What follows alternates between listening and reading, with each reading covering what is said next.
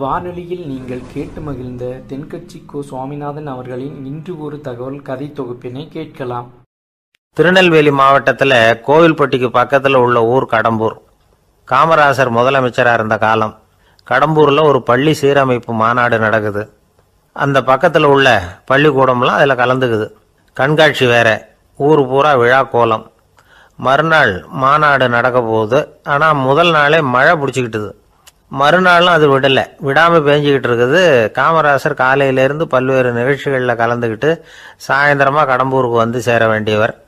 மழை பேஞ்சிக்கிட்டு இருக்கிறதுனால நிகழ்ச்சி ரத்தாயிடுமோ என்னமோ அப்படின்னு எல்லாரும் சந்தேகப்பட்டுக்கிட்டு இருக்கிறாங்க. அவர் கோவில்பட்டி பயணிகள் விடுதியில் இருக்கிறார்.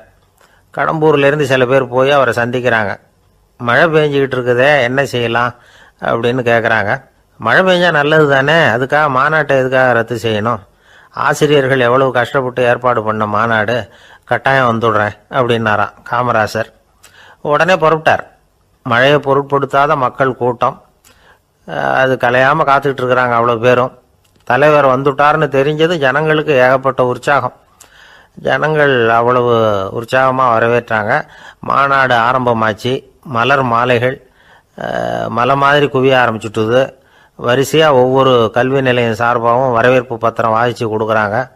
என்ன வாசிக்கிறாங்கங்கிறத காமராசர் கூர்ந்து கவனிக்கிறார். ஏகப்பட்ட புகழ் மொழிகள், ரொம்ப பாராட்டி புகழ்ந்து என்னென்னமோ வாசிச்சுக்கிட்டு இருக்கிறாங்க.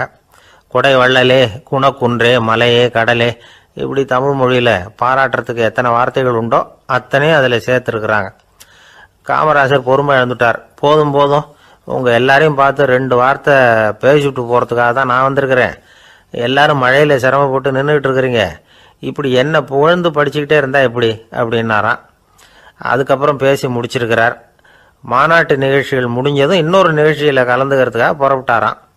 ஒரு திறந்த ஜீப்பில் அவரை ஊர்வலமாக அழைச்சிக்கிட்டு போயிருக்கிறாங்க. தெருவில் 2 பக்கமும் ஏகப்பட்ட கூட்டம். அங்கங்கே ஜீப்பை நிறுத்தி ரோஜா மாலை, ஜருக மாலை இப்படி போட்டுக்கிட்டே இருக்கிறாங்க. அதையெல்லாம் அப்படி அப்படியே வாங்கி அங்கங்கே நின்றுக்கிட்டு இருந்த குழந்தைகள்கிட்டையும் தாய்மார்கள்கிட்டையும் கொடுத்துக்கிட்டே போகிறார். அந்த சமயத்தில் கூட்டத்துக்கு அப்பால் ஒரு பெரியவர் கையில் ஒரு மல்லிகை சரத்தோடு நின்றுட்டு இருக்கிறார். அவரால் முண்டி அடிச்சுக்கிட்டு முன்னால் வர முடியல. காமராசர் இதை கவனிக்கிறார். அவ்வளவுதான். உடனே நிறுத்தப்பா வண்டியை அப்படிங்கிறார். ஜீப்பு நிற்கிது. டிரைவரை பார்த்து, அதோ பார், அங்கே ஒருத்தர் நிற்கிறார் பார், அவரை இங்கே அழைச்சிட்டு வா அப்படின்னாராம். கூட்டம் வழி விடுது. அந்த பெரியவரை கிட்டத்தில் அழைச்சிட்டு வர்றாங்க. காமராசர் அவரை பார்த்து, வாங்க வாங்க, நல்லா இருக்கீங்களா அப்படின்னு சத்தம் போட்டு உற்சாகமாக விசாரிக்கிறாராம். பெரியவர் கண்களில் கண்ணீர், பேச்சு வரல. மல்லிகை சரத்தை அவருக்கு போடுறார். கொஞ்ச நேரம் அவர்கிட்ட பொறுமையாக பேசிக்கிட்டு இருந்துட்டு அவரை அனுப்பி வைக்கிறார் காமராசர். பெரியவர் போனதுக்கு அப்புறம் காமராசர் பக்கத்தில் இருந்தவங்க கிட்ட சொல்கிறார் அந்த பெரியவரை பற்றி. அந்த காலத்தில் ரொம்ப கஷ்டப்பட்டவர் இவர், ஜெயிலுக்கு போனவர் அப்படின்னு ரொம்ப உருக்கமாக நெகிழ்ந்து போய் சொல்கிறார். இதில் ஒரு விஷயத்தை கவனிங்க. தன்னை புகழ்ந்து படிக்கப்பட்ட வாழ்த்து மடலை படிக்க வேணாம்னு தடுத்து நிறுத்தினார். எங்கேயோ ஒரு மூலையில் கையில் ஒரு 4 முழம் மல்லிகை சரத்தோடு ஒதுங்கி நின்றுக்கிட்டு இருந்த அந்த தொண்டரை அவ்வளவு பெரிய கூட்டத்துக்கு நடுவுலையும் தேடி கண்டுபிடிச்சி கிட்டத்தில் கூப்பிட்டு அவர் கொடுத்த அன்பு மாலையை வாங்கி கழுத்தில் போட்டுக்கிட்டார். அதுதான் காமராசர். தோல்விகள் கூட அவரை கொஞ்சம் கூட பாதித்ததில்லை. ஒரு பொது தேர்தலில் அவர் தோற்று போகிறார். தொண்டர்கள்லாம் அழறாங்க. அதில் ஒருத்தர் மெதுவாக காமராசர்கிட்ட போய், என்ன தலைவரே, நீங்கள் கூட தோற்று போயிட்டீங்களே அப்படின்னு கலக்கமாக சொல்லியிருக்கிறார். அதுக்கு காமராசர், நான் கூட தோற்று போகிறதுக்கு பேர் தான்ப்பா ஜனநாயகம் அப்படின்னாராம். ஒரே ஒரு ஊரில் ஒரு ராஜா இருந்தாராம். அவர் நிறைய சம்பாதிக்கணும்னு திட்டம் போட்டார். தனக்காக சம்பாதிக்கணும்னு நினைக்கல, தன்னுடைய நாட்டுக்காக சம்பாதிக்கணும் அப்படின்னு நினைச்சார். அரசாங்க கருவூலத்தில் கையிருப்பு குறைச்சலாக இருந்தது. மக்கள்கிட்ட வரி விதிச்சாகணும், வேற வழி இல்லை. ஆனாலும் அந்த ராஜா மக்கள் கஷ்டப்படக்கூடாது அப்படின்னு நினைக்கிறவர். மக்கள் வரியையும் கட்டணும், அதே நேரத்தில் அவங்க சிரமப்படவும் கூடாது. இதுக்கு தகுந்த மாதிரி ஒரு திட்டம் போட்டார். அது பிரகாரம் என்ன பண்ணார்னா, அந்த நாட்டில் ஒரு 3 பெரிய குளங்களை தோண்டினார். அது நிறைய தண்ணீரை நிரப்புனார். அதுக்கப்புறம் எங்கேயோ தேடி பிடிச்சி 3 விதமான மீன்களை கொண்டுகிட்டு வந்தார். அந்த 3 குளங்கள்லையும் விட்டார். அதை ஒவ்வொரு குளத்துலேயும் ஒவ்வொரு விதமான மீன்கள். அந்த மீன்களுக்கு அபூர்வமான ஒரு சக்தி உண்டு. அது எப்படின்னா, அந்த குளத்தில் குளிக்க வர்றவங்களுக்கு அந்த மீன்கள் கடிக்கும் பொழுது வலி ஏற்படுறதில்லை. அதுக்கு பதிலாக மகிழ்ச்சி நிறைந்த ஒரு இனிமையான உணர்வை அவங்க அனுபவிச்சாங்க. அது எப்படின்னா, இந்த முதல் குளத்தில் இருந்த மீன்களால் கடிக்கப்படும் பொழுது ஒரு விதமான இன்ப மயக்கத்தில் திளைச்சிருக்கிறது மாதிரி உணர்வு. இந்த ரெண்டாவது குளம் இருக்க, அதில் இருக்கிற மீன் கடிச்சதுன்னு வைங்க, மக்களுக்கு எப்படி இருக்கும்னா கால்களே தரையில் படாமல் அப்படியே ஆகாயத்தில் மிதக்கிறது மாதிரி ஒரு உணர்வு. அதை அனுபவிக்கிறாங்க. மூணாவது குளத்தில் இருக்கிற மீன் கடிச்சதுன்னா அவங்கெல்லாம் அப்படியே கோடீஸ்வரராக மாறிட்டதாக ஒரு உணர்வு. அதை அவங்களால அனுபவிக்க முடியுது. இப்படி ஒரு அபூர்வமான மீன் அது, அந்த 3 வகை. இப்படி இருந்தால் மக்கள் அந்த குளங்களில் குளிக்கிறதுக்கு ஆசைப்படாமல் இருப்பாங்களா? அதனால் கூட்டம் கூட்டமாக அலமோத ஆரம்பிச்சிட்டாங்க. ஒவ்வொரு குளத்தின் கரையிலேயும் கியூ வரிசையில் நிற்க ஆரம்பிச்சிட்டாங்க. அந்த நாட்டு மன்னர் என்ன பண்ணார்னா, ஒவ்வொரு குளத்தங்கரையிலையும் ஒரு ராஜாங்க அதிகாரியை உட்கார வச்சார். டிக்கெட்டை அடித்து கொடுத்தார். குளிக்க வர்றவங்க கிட்ட ஒரு குறிப்பிட்ட தொகையை கட்டணமாக வசூலிக்க ஆரம்பித்தார். அவ்வளவுதான். அரசாங்க கருவூலம் நிரம்ப ஆரம்பிச்சுட்டுது. ராஜாங்கத்துக்கு தேவையான பணம் கிடைச்சிட்டுது. இது ஒரு கதை. இதை பற்றி என்ன நினைக்கிறீங்க? அதாவது மக்களுக்கு சுமை தெரியாமலே வரி வசூல் பண்ணுறது நல்லது தானே அப்படின்னு நினைப்பீங்க. ஆனால் இன்றைக்கும் உலகத்தில் பல அரசாங்கங்கள் இதே மாதிரி 3 குளங்களை வெட்டி வச்சிருக்குது. மக்களும் அதில் குளிச்சுக்கிட்டு தான் இருக்கிறாங்க. அது எப்படிங்கிறீங்களா? அந்த முதல் குளம் தான் சினிமா தியேட்டர். அதில் குளிக்கிறவங்க தான் ஒரு விதமான இன்ப மயக்கத்தில் திளைச்சிருக்கிறது மாதிரியான உணர்வை அனுபவிக்கிறவங்க. ரெண்டாவது குளம் தான் சாராய கடை. இந்த குளத்தில் குளிக்கிறவங்க தான் கால்களே தரையில் படாமல் ஆகாயத்தில் மிதக்கிறது மாதிரி உணர்வை அனுபவிக்கிறவங்க. மூணாவது குளம் லாட்ரி டிக்கெட்.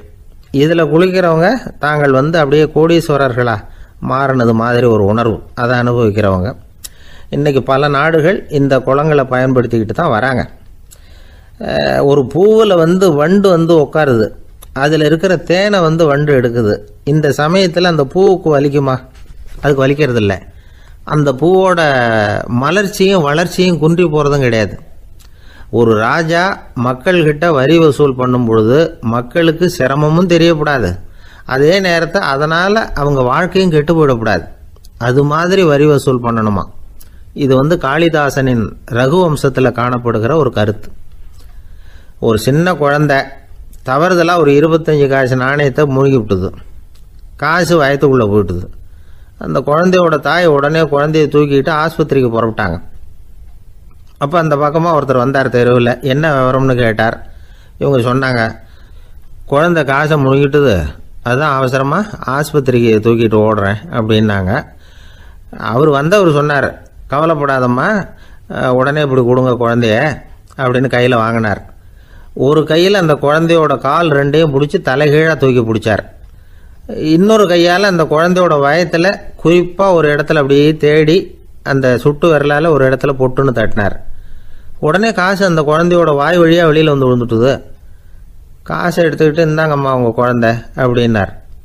ரொம்ப நன்றிங்க, நிச்சயமாக நீங்கள் ஒரு டாக்டராக தான் இருக்கணும், என்னுடைய யூகம் சரிதானே அப்படின்னாங்களாம் அந்த அம்மா. அதுக்கு அவர், இல்லைங்க, நான் ஒரு இன்கம் டேக்ஸ் ஆஃபீஸர், வருமான வரி அதிகாரி அப்படின்னு சொல்லிவிட்டு போனாராம். நம்பிக்கை இல்லைன்னா இந்த உலகத்தில் நாம் நடமாடவே முடியாது. அவநம்பிக்கையோடு இருந்துக்கிட்டு இருந்தால் என்றைக்கும் அவஸ்தை தான். நாம் நம்புறது நடக்குதோ இல்லையோ அது வேறு விஷயம். ஆனால் எதையும் நம்பி தான் நாம் அடி வைக்க வேண்டியிருக்கு. வேறு ஒன்றும் வேணாம், ஒரு லாட்ரி சீட்டு வாங்குகிறோம், அது எங்கே நமக்கு விழப்போகுது அப்படிங்கிற அவநம்பிக்கையோடவா வாங்குகிறோம்?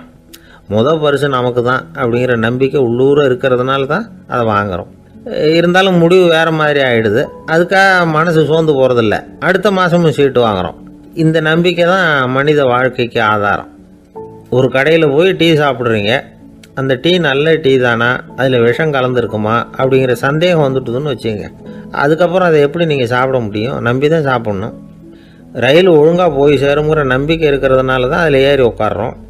லெட்டர் ஒழுங்காக போய் சேருங்கிற நம்பிக்கை இருக்கிறதுனால தான் பெட்டியில் போடுறோம். சரி, நம்ம கதையெல்லாம் நம்மளோட இருக்கட்டும். மனித நம்பிக்கை எந்த அளவுக்கு உறுதியாகவும் அறிவுபூர்வமாகவும் இருக்கணுங்கிறதுக்கு அலெக்சாண்டர் வாழ்க்கையில் நடந்த ஒரு சம்பவத்தை உதாரணமாக சொல்லலாம். இந்த உலகத்தையே ஜெயிக்கணும்னு புறப்பட்டார் அலெக்சாண்டர். ஒரு கட்டத்தில் அவர் சிட்னஸ் நதி கரைக்கு சேர்ந்தார். அந்த சமயத்தில் அவருக்கு கடுமையான நோய் வந்துட்டுது. அவர் கூடவே வந்திருந்த கிரேக்க வைத்தியர்கள் என்னென்னமோ முயற்சியெல்லாம் பண்ணி பார்த்தாங்க. இருந்தாலும் அலெக்சாண்டருக்கு வந்திருக்கிறது என்ன நோய்ங்கிறத அவங்களால கண்டுபிடிக்க முடியல. ஏன்னா அந்த பகுதியில் உள்ளவங்களுக்கு மட்டுமே அதிகமாக வரக்கூடிய ஒரு வினோதமான நோயாக இருந்தது அது. ஆனால் அவர் இருக்கிற இடம் எதிரியோட இடம், பாரசீக மன்னனோட ஆளுகைக்கு உட்பட்ட இடம். என்ன பண்ணுறது அப்படின்னு எல்லாரும் யோசனை பண்ணாங்க. பாரசீக மன்னனோட அரண்மனையில் இருக்கிற வைத்தியர் வந்தால் இந்த நோயை குணப்படுத்தி விடுவார் அப்படின்னு சொன்னாங்க. இருந்தாலும் எதிரியோட நாட்டில் இருக்கிற வைத்தியரை கூப்பிட்டு எப்படி நம்பி வைத்தியம் பார்க்க சொல்கிறது அப்படின்னு சொல்லி எல்லோரும் தயங்கினாங்க. ஆனால் அலெக்சாண்டர் தயங்கலை. பரவாயில்ல, அழைச்சிட்டு வாங்கன்னு விட்டார். உடனே அவரை போய் அழைச்சிட்டு வந்துட்டாங்க. அவர் வந்தார். அலெக்சாண்டர் உடம்பை பரிசோதனை பண்ணி பார்த்தார். சரி, இதை குணப்படுத்தி விடலாம், பயப்பட வேண்டியதில்லை. ஆனால் இதுக்கு ஒரு மூலிகை ரசம் தயார் பண்ணி கொடுக்கணும். நான் போய் அதை தயார் பண்ணிவிட்டு 2 நாளில் திரும்பி வந்துடுறேன் அப்படின்னு சொல்லிவிட்டு போனார் அந்த வைத்தியர். அதே மாதிரி 2 நாளில் திரும்பி வந்தார் மூலிகை ரசத்தோட. இதுக்கு இடையில் அலெக்சாண்டரோட தளபதிகளில் ஒருத்தர் ரகசியமாக ஒரு எச்சரிக்கை கடிதம் கொடுத்து அனுப்பியிருக்கிறான். அதை வாங்கி என்ன விஷயம்னு பார்த்தார். இப்போ உங்ககிட்ட வந்திருக்கிற எதிரி நாட்டு வைத்தியரை நம்பாதீங்க, அவன் கொண்டுகிட்டு வந்திருக்கிற மூலிகை ரசத்தில் விஷம் கலந்துருக்குது அப்படின்னு அதில் எழுதியிருக்கு. அதை பார்த்தார் அலெக்சாண்டர். இருந்தாலும் கொஞ்சம் கூட அலட்டிக்கலை. வைத்தியர் கொடுத்த மருந்தை வாங்கி கடகடன்னு குடிச்சுட்டு அதுக்கப்புறம் அந்த கடிதத்தில் இருந்த விஷயத்தை அந்த வைத்தியர்கிட்ட சொன்னார். வைத்தியர் திகைச்சு போயிட்டார். தன் மேலே அலெக்சாண்டர் வச்சிருக்கிற நம்பிக்கையை பார்த்து அவருக்கு ரொம்ப வியப்பு. வைத்தியர் உண்மையிலேயே நல்ல மருந்து தான் கொண்டுகிட்டு கொடுத்துருக்கிறார், அதில் விஷம்லாம் எதுவும் கலக்கலை.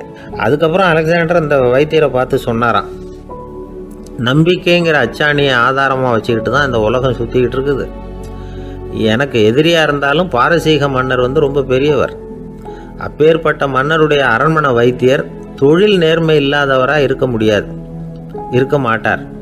அப்படி இருந்தால் அவரை அரண்மனை வைத்தியராக வச்சிருக்கவே மாட்டாங்க அப்படின்னு நம்பினேன். என்னுடைய நம்பிக்கை வீண் போகலை அப்படின்னாராம். இதுதான் மானுட நம்பிக்கைங்கிறது. இந்த காலத்துலேயும் இது மாதிரி இந்த மானுட நம்பிக்கையை ரொம்பவும் சாமர்த்தியமாக கையாளுகிற கெட்டிக்காரங்க சில பேர் இருக்கிறாங்க. இந்த காலத்து குரு, அவருக்கு ஒரு சிஷ்யன். குரு முன்னாடி அந்த சிஷ்யன் ரொம்ப பணிவாக நின்று, குருவே, உங்கள் கையால் விஷத்தை கொடுத்தாலும் அதை வாங்கி மடமடன்னு குடிச்சிருவேன் அப்படின்னா. உன்னுடைய குரு பக்தியை மெச்சினேன் அப்படின்னார் குரு. அதுக்கு அந்த சிஷ்யன், அப்படி இல்லை குருவே, உங்ககிட்ட சிஷ்யனாக இருக்கிறத விட உங்கள் கையால் விஷத்தை வாங்கி குடிச்சு விடுறது ரொம்ப நல்லது, அதனால தான் அப்படி சொன்னேன் அப்படின்னா. ஒரு மனிதர், அவர் யாருக்கிட்டே தொலைபேசியில் பேசிகிட்டு இருக்கிறார். கொஞ்சம் தூரத்தில் நாம் நிற்கிறோம். எட்டத்தில் இருந்துக்கிட்டு அவரை கவனிக்கிறோம்.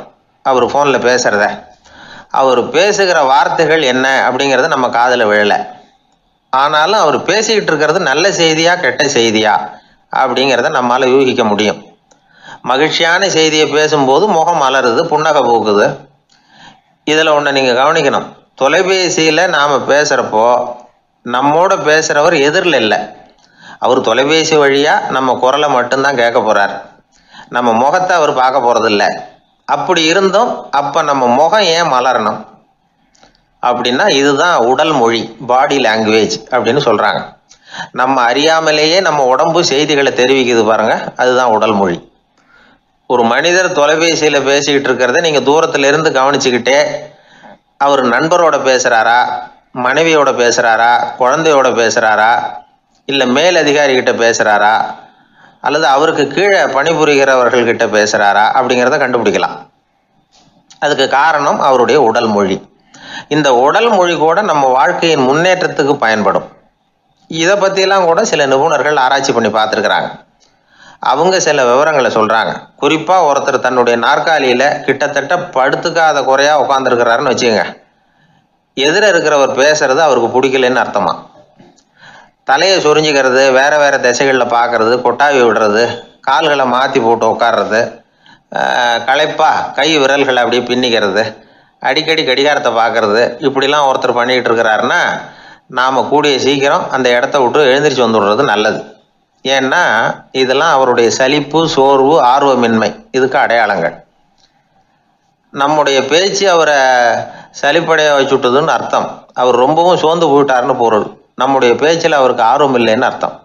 அதே நேரத்தில் நாற்காலியின் நுனியில் அமர்ந்து உடலை முன்னுக்கு நகர்த்தி எதிர இருக்கிறவரின் கண்களை பார்த்துக்கிட்டே பேசினாலும் சரி, அல்லது பேச்சை கேட்டாலும் சரி, உங்கள் பேரில் மற்றவங்களுக்கு உள்ள பிடிப்பு அதிகரிக்கும். நாம் எப்படிப்பட்டவருங்கிறத நம்ம உடம்பும் நடை உடை பாவனையும் அடுத்தவங்களுக்கு காட்டி கொடுத்துரும். உங்கள் உடம்பு, உங்கள் பார்வை, நடை, உட்கார்ற விதம், இதை வச்சுக்கிட்டே நீங்கள் பொறுப்புள்ளவரா, முரடரா, அலட்சியமானவரா, மரியாதை தெரிஞ்சவரா, அடக்கமானவரா, நம்பிக்கைக்கு உரியவரா, நாணயம் இல்லாதவரா, பயந்தவரா, திறமைசாலியா, அப்பாவியா அப்படிங்கிறதையெல்லாம் கண்டுபிடிச்சிடலாம். அதனால் இந்த உடல் மொழியை புரிஞ்சுக்கிட்டு நம்மளை கொஞ்சம் சரிப்படுத்திக்கிட்டோம்னா வாழ்க்கையில் சுலபமாக பல காரியங்களை சாதிக்க முடியும். ஒரு மனநல மருத்துவமனை, அங்கே ஒருத்தர் ஒரு நாற்காலியில் உட்காந்துக்கிட்டு கார் ஓட்டுறது மாதிரி அப்படி பாவனை பண்ணிகிட்டு இருந்தார். ஸ்டியரிங்கை திருப்புறது மாதிரி, பின்னாடி வர்ற வண்டியை நிற்க சொல்கிறது மாதிரி, அப்புறம் இவர் ஒதுங்கிக்கிட்டு அவருக்கு வழி விடுறது மாதிரி, இப்படிலாம் சேட்டைகள் பண்ணிக்கிட்டு இருந்தார் மனநல மருத்துவமனையில். இதை பார்த்துக்கிட்டு இருந்த ஒருத்தர் பக்கத்தில் இருந்த இன்னொருத்தர்கிட்ட கேட்டார், இவர் ஏன் இப்படி பண்ணுறாரு, இவருக்கு ஏன் அப்படி வந்தது நிலைமை அப்படின்னு சொல்லி அவர் விசாரித்தார். அப்போ அவர் விவரம் சொன்னார். வேற ஒன்றும் இல்லைங்க, இவருக்கு கார் ஓட்டணும்னு ஆசை ரொம்ப காலமாக, அது நிறைவேறாமல் போயிட்டுது. அதுக்கப்புறம் அவர் மனநோயாளியை மாறிட்டார். இங்கே அழைச்சிட்டு வந்தாங்க. இங்கே அழைச்சிட்டு வந்ததுலேருந்து அப்படி தான் பண்ணிகிட்டு இருக்கிறார். அப்போ கார் ஓட்டுறது மாதிரிலாம் பாவனை பண்ணிகிட்டு இருப்பார், திருப்புறது மாதிரி பண்ணுவார், பின்னாடி வர்றவங்களுக்கு இடம் விடுவார், இப்படிலாம் செய்கிறார் அப்படின்னு விவரம் சொன்னாங்க. நீங்கள் சொல்லப்படாதா, இப்போ நீங்கள் கார் ஓட்டல, வெறும் நாற்காலியில் தான் உட்காந்துருக்குறீங்க அப்படின்னு நீங்கள் சொல்லப்படாதா அவருக்கு அப்படின்னு கேட்டாங்க. அது முடியாதுங்க, ஏன்னா அந்த காரை கழுவுறதுக்காக அவர் தினமும் எனக்கு 10 ரூபா கொடுத்துக்கிட்டு இருக்கிறார் அப்படின்னாராம் அங்கே வேலை செஞ்சுக்கிட்டு இருந்த ஒருத்தர். அதனால் வாழ்க்கையில் நாம் இந்த உடல் மொழியை புரிஞ்சுக்கணும். உடல் மொழிங்கிறது இப்போ ஆரம்பத்தில் சொன்னது மாதிரி அந்த தொலைபேசியில் பேசுகிறவங்கள தூரத்திலிருந்து பார்த்தாவே அவர் யாருக்கிட்ட பேசுகிறார், என்ன பேசுகிறாருன்னு தெரியும். நம்ம முகத்தை நல்லா வச்சுக்கணும். உடல் மொழியை நம்ம புரிஞ்சுக்கிட்டு பயன்படுத்த ஆரம்பித்தோம்னா எந்த முயற்சி பண்ணினாலும் அதில் வெற்றி நிச்சயம். ஒரு வயசான அம்மா ஒரு நாள் ஃபோன் பண்ணாங்க.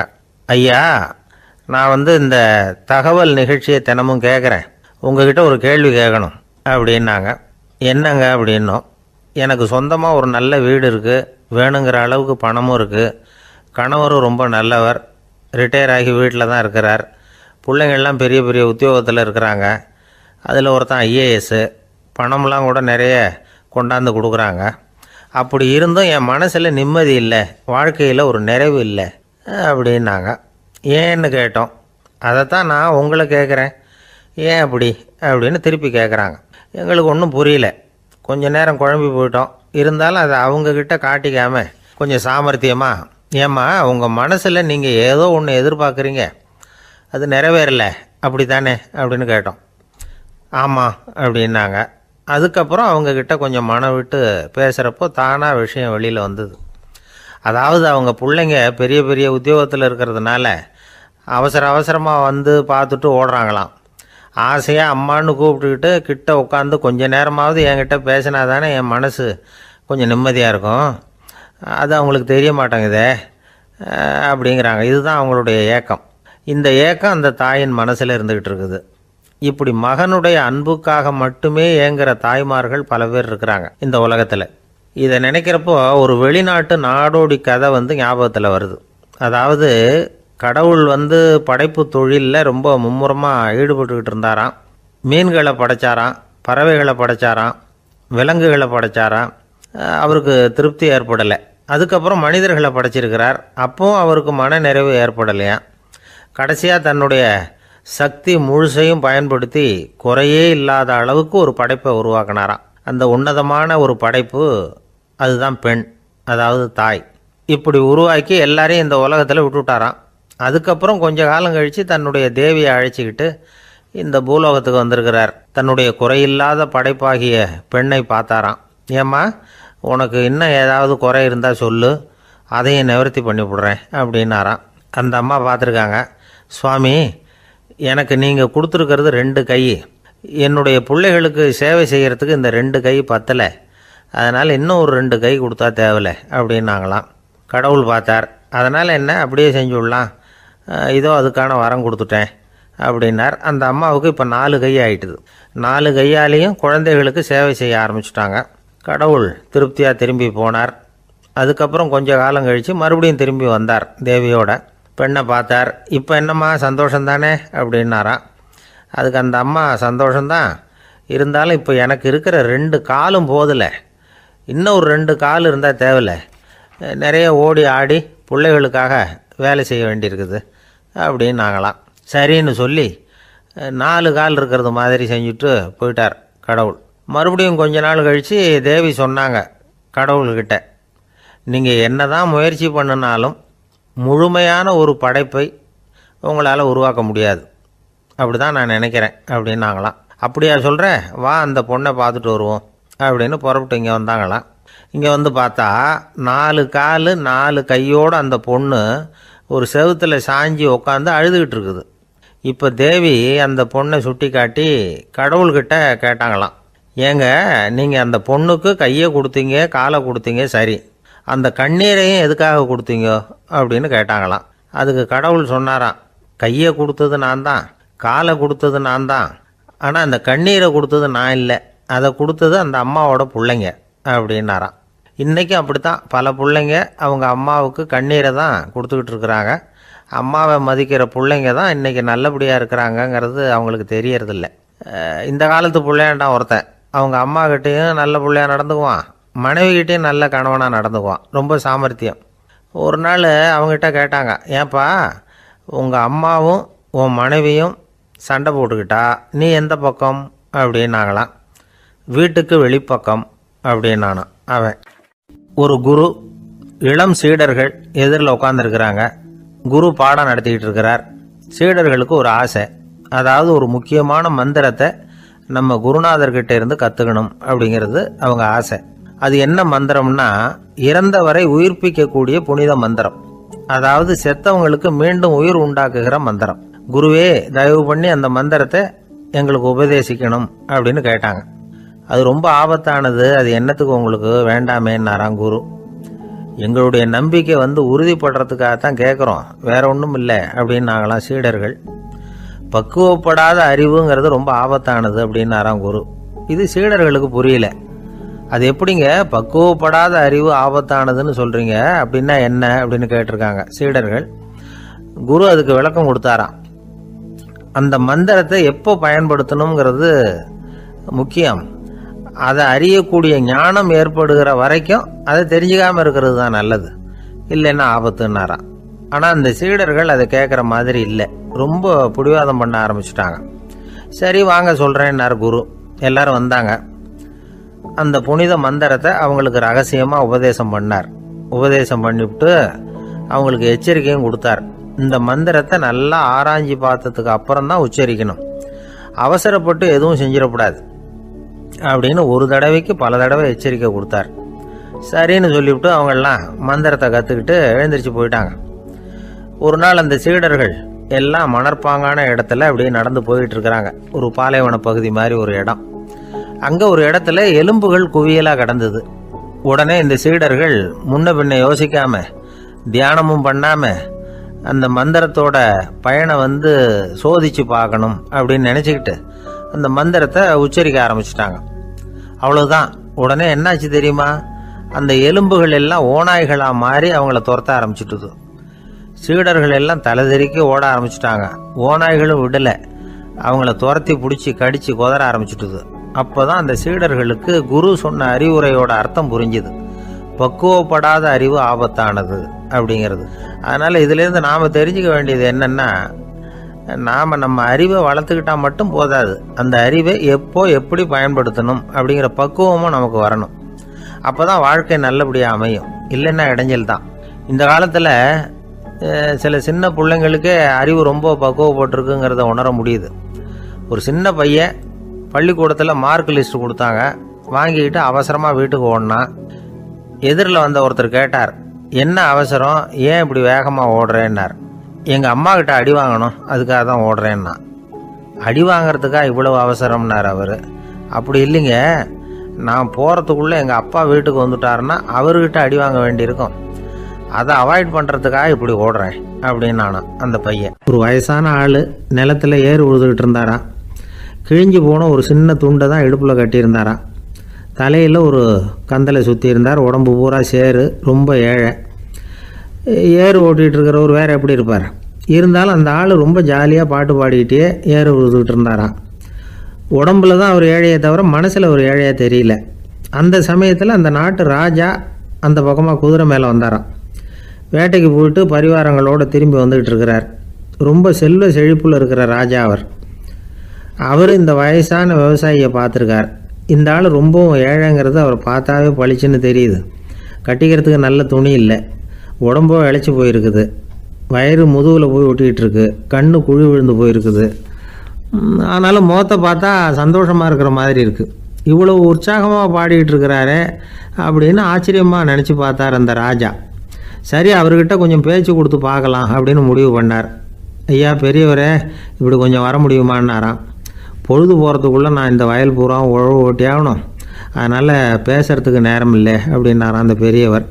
என்ன அவ்வளவு அவசரமாக? மீதி இருந்தால் நாளைக்கு உழுதக்கூடாதா? அது சரி, உனக்கு எத்தனை ஏக்கர் நிலம் இருக்குது அப்படின்னு விசாரிச்சிருக்கார் ராஜா. எனக்குன்னு சொந்தமாக உள்ளங்கை அளவு கூட நிலம் கிடையாது. இது எங்கள் முதலாளியோட நிலம். இதை பூராவும் உழுது முடித்தாதான் அவர் கூலி கொடுப்பார். நான் கூலிக்கு உழுதுகிட்டு இருக்கிறேன். உங்ககிட்ட பேசிக்கிட்டு இருந்தால் அவருக்கு துரோகம் பண்ணது மாதிரி ஆகிடும் அப்படின்னாராம். ராஜா குதிரையை விட்டு கீழே இறங்கினார். வரப்பில் நடந்து அந்த பெரியவர்கிட்டே போனாராம். சரி, ஒரு நாள் பூரா உழுதா உனக்கு எவ்வளவு கூலின்னு கேட்டிருக்கார்.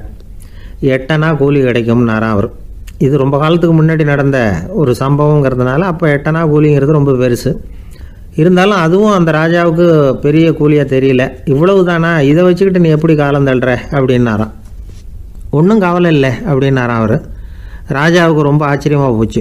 8 அணா கூலி வாங்குகிற இந்த ஆள் கவலை இல்லாமல் இருக்கிறார், ஏராளமான வசதியோடு இருக்கிறன்னா கவலை இல்லாமல் வாழ முடியலையே அப்படின்னு நினச்சி பார்த்துருக்கார். அது சரி, 8 அணாவில் எப்படி குடும்பம் நடத்துகிற அப்படின்னு கேட்டாராம். எனக்கு கிடைக்கிற 8 அணாவில் 2 அணா குடும்பத்துக்கு செலவழிக்கிறேன், 2 அணா பழைய கடனுக்கு கொடுக்குறேன், 2 அணா தர்மம் செய்கிறேன், 2 அணா வட்டிக்கு கொடுக்குறேன், ஒரு குறையும் இல்லைன்னாராம். ராஜாவுக்கு ஒன்றும் புரியல. எனக்கு ஒன்றும் புரியலேன்னு இருக்கார். ஐயா, எனக்கும் என் மனைவிக்கும் 2 அணா செலவாகுது. வயசான அம்மா அப்பா இருக்கிறாங்க, சின்ன வயசில் என்னை காப்பாற்றினவங்க அவங்க. அந்த கடனுக்கு 2 அணா செலவாகுது, அது பழைய கடன். என் தங்கச்சி ஒருத்தி ஆதரவு இல்லாத நிலைமையில் தன்னுடைய மகனோட என் வீட்டில் வந்துருக்கிறா. அவளுக்கும் அவள் மகனுக்கும் 2 அணா செலவு பண்ணுறேன், அது தர்மம். எனக்கு 2 பிள்ளைங்க இருக்கிறாங்க, அவங்களுக்கு 2 அணா செலவு பண்ணுறேன், அது வட்டிக்கு கொடுக்கறது மாதிரி. பிற்காலத்தில் அவங்க எங்களை காப்பாற்றுவாங்க. அந்த வகையில் நான் திருப்தியோடு வாழ்ந்துக்கிட்டு இருக்கிறேன் அப்படின்னாராம். ராஜாவுக்கு அர்த்தம் புரிய ஆரம்பிச்சுதான். அந்த பெரிய நிலத்தை விலை கொடுத்து வாங்கி அந்த பெரியவருக்கே தானமாக கொடுத்துட்டாராம். இப்போ உழுதவருக்கே நிலம் சொந்தமாயிட்டுது. அன்னையிலேருந்து அரசனுக்கும் ஆறுதல் கிடைச்சிதான். இப்படி ஒரு கதை சொல்லுவாங்க. 8 அணா வருமானத்தை வச்சுக்கிட்டு எப்படி காலத்தை தள்ளுறதுன்னு சொல்கிறதுக்காக இந்த கதையை சொல்கிறதாக யாரும் தப்பாக நினச்சிக்கக்கூடாது. கிடைக்கிறத எப்படி பங்கு போடுறார், எப்படி திருப்தியாக வாழறார் அப்படிங்கிறது தான் முக்கியம். அது மாதிரி இன்றைக்கு இந்த பொங்கல் திருநாளில் உழவர்கள் மனசு மகிழ்ச்சியாக இருந்ததுன்னா அது எல்லாரும் மகிழ்ச்சியாக இருக்கிறது மாதிரி அர்த்தம். அதனால் அவர்கள்ட்டேருந்து நாம் பாடம் கற்றுக்கணும். சில உழவர்கள் தங்கள் நிலத்தில் விளையிறத தாங்கள் சாப்பிட மாட்டாங்க, அடுத்தவங்கள்ட்ட விற்றுட்டு சந்தையில் போய் வேறு அரிசி வாங்கிட்டு வந்து தான் இவங்க சாப்பிடுவாங்க. அப்படிப்பட்ட விவசாயிகள்லாம் இது உண்டு. பங்கிடுகிற பண்பை உழவர்கள்ட்டேருந்து கற்றுக்கொள்ளுங்கள் அப்படிம்பாங்க. ஒரு ஆள் நிம்மதியாக மகிழ்ச்சியாக இருந்தானா, உங்கள் நிம்மதிக்கும் மகிழ்ச்சிக்கும் என்ன காரணம்னு கேட்டிருக்கார் இன்னொருத்தர். என்கிட்ட இருந்தது பூராவையும் என் பிள்ளைங்களுக்கு சமமாக பங்கு போட்டு கொடுத்துட்டேன், எனக்குன்னு எதுவுமே வச்சுக்கல, அதுதான் நிம்மதிக்கு காரணம்ன்றிருக்கான். உங்ககிட்ட இருந்தது எவ்வளவு இருந்தது அப்படின்னு கேட்டிருக்காரு அவர். மொத்தமாக ஒரு 50,000 ரூபா இருக்கும் அப்படின்னு இருக்கான். அவ்வளவும் பணமாகவே இருந்ததா அப்படின்னு கேட்டிருக்காங்க இவங்க. இல்லைங்க, அவ்வளவும் கடன், அதை தான் பிரித்து கொடுத்துருக்கேன் பிள்ளைங்கக்கிட்ட அப்படின்னு நானும். அவன் ஒரு ஊரில் ஒரு ராஜா இருந்தார். அந்த ராஜாவுக்கு ஒரு மந்திரி. ராஜா ரொம்ப நியாயமானவர், நேர்மையானவர், கண்டிப்பானவர். தப்பு செய்கிறது யாராக இருந்தாலும் தண்டனை கொடுப்பார். வேண்டியவங்களுக்கு ஒரு நியாயம், வேண்டாதவங்களுக்கு ஒரு நியாயங்கிறதெல்லாம் அவர்கிட்ட கிடையாது. ஒரு சமயம் அரசவையில் அந்த அமைச்சரே விதிமுறைகளுக்கு புறம்பாக ஏதோ நடந்துக்கிட்டு இருக்கார். மன்னருக்கு கோபம் வந்துட்டுது. உடனே அந்த அமைச்சரை கிட்டத்தில் கூப்பிட்டு அவர் கன்னத்தில் ஓங்கி ஒரு அறை கொடுத்துட்டாராம். உடனே அந்த அமைச்சர் என்ன பண்ணார் தெரியுமா? நேராக போனார், அங்கே நின்றுக்கிட்டு இருந்த இன்னொருத்தர் கன்னத்தில் ஓங்கி அரைஞ்சார். அறை வாங்கினவர் திகைச்சு போயிட்டார். இவர் ஏன் நம்மளை அரைகிறார் அப்படின்னு யோசனை பண்ணார். மன்னரும் திகைச்சு போயிட்டார். நாம் இவர் அரைஞ்சா அதுக்காக இவர் போய் இன்னொருத்தர் அரையணுமா அப்படின்னு யோசனை பண்ணார் அவர். இவருக்கு என்ன பைத்தியமானு கூட நினைக்க ஆரம்பிச்சுட்டார். ஆனால் என்ன ஆச்சுன்னா, அப்புறம் அமைச்சர் அவர் கவனிச்சிக்கிட்டு இருந்தாரா, அவர் இன்னொருத்தர் அரைஞ்சார் இல்லையா, அந்த அறை வாங்கின ஆசாமியை பார்த்து கத்திக்கிட்டு இருந்தார் யார், அமைச்சர்.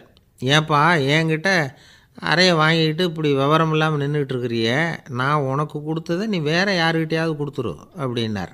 உடனே அந்த ஆள் பார்த்தான், தனக்கு அடுத்தபடியாக நின்றுக்கிட்டு இருந்தவனை ஓங்கி ஒரு அறை அரைஞ்சான். அவன் கன்னத்தை தடவிட்டே யோசனை பண்ணான். இது ஏதோ புரிஞ்சுக்கிட்ட மாதிரி அடுத்தாப்பில் நின்றுக்கிட்டு இருந்தவனை அரைஞ்சான். இப்படி இந்த அறை மாறி மாறி போய்கிட்டே இருக்குது. ஊர் பூரா பிரயாணம் பண்ண ஆரம்பிச்சுட்டுது. அன்னைக்கு ராத்திரி அந்த ராஜா படுக்கிறதுக்காக போனார். அந்த நேரம் பார்த்து அவர் கன்னத்தில் பலார்னு ஒரு அறை விழுந்தது. நம்மளே அரையிறது யார் அப்படின்னு அதிர்ச்சியோட மன்னர் திரும்பி பார்க்குறாரு. அரைஞ்சது அவரோட மனைவி. என்னாச்சு உனக்குன்னு கத்துனார் ராஜா. உங்களுக்கு தெரியாதா, ஊர் பூரா ஒருத்தர் மாற்றி ஒருத்தர் மூலமாக இந்த அறை பிரயாணம் பண்ணிட்டு வருது அப்படின்னாங்க அந்த அம்மா. அப்படின்னா ஆரம்பித்த இடத்துக்கே வந்துட்டுதா அப்படின்னாராம் மன்னர். என்ன சொல்கிறீங்கன்னு கேட்டிருக்காங்க. இவர் விவரத்தை சொன்னாராம். அப்படின்னா நீங்கள் ஆரம்பித்து வச்ச இந்த விளையாட்டை நான் முடிச்சு வச்சுட்டேன் அப்படின்னாங்களாம் அந்த அம்மா. மறுநாள் காலை மறுபடியும் அரசவை கூடிச்சு. அந்த அமைச்சர் மன்னரை பார்த்து கேட்டார், என்ன மகாராஜா, என்கிட்ட கொடுத்ததை திருப்பி வாங்கிட்டீங்களா அப்படின்னாராம். இப்படி நடக்கும்னு நான் எதிர்பார்க்கவே இல்லைன்னார் மன்னர். ஆனால் நான் எதிர்பார்த்தேன். அது எங்கே போயிட போகுது, ஊர் பூரா சுற்றி கடைசியில் உங்ககிட்ட தான் சேரும் அப்படிங்கிறது எனக்கு தெரியும் அப்படின்னாராம் அமைச்சர். இந்த கதை வேடிக்கையாக இருந்தால் கூட இதில் உள்ள கருத்து முக்கியமானது. இந்த உலகத்தில் பல கருத்துக்கள் இப்படி தான் மாறி மாறி சுற்றி வந்துக்கிட்டே இருக்குது. நம்மால் ஒருத்தன் தன்னுடைய நண்பன் ஒருத்தனை கடத்தெருவில் பார்த்தான். உடனே ஓடி போய் பலார்னு ஒரு அறை கொடுத்தானான். அவன் கன்னத்தை தடவிட்டு ஏன்டா என்னை அரைஞ்சேன்னு கேட்டிருக்கான். நீ ஏன்டா என்னை முட்டாள்னு என் மனைவிட்ட போய் சொன்னேன் அப்படின்ட்டுருக்கான் அவன். உன்னை ஒரு முட்டாள்னு சொன்னதுக்காகவா நீ என்னை அரைஞ்சே அப்படின்னு கேட்டிருக்கான் இவன். டேய், நான் அதுக்காக அறையலப்பா, அது ஒரு பெரிய ரகசியம். நான் முட்டாளுங்கிறது அந்த ரகசியத்தை நீ ஏன் எங்கள் வீட்டில் போய் சொன்னேன், அதுக்காக தான் அரைஞ்சேன் அப்படின்னு அவன்.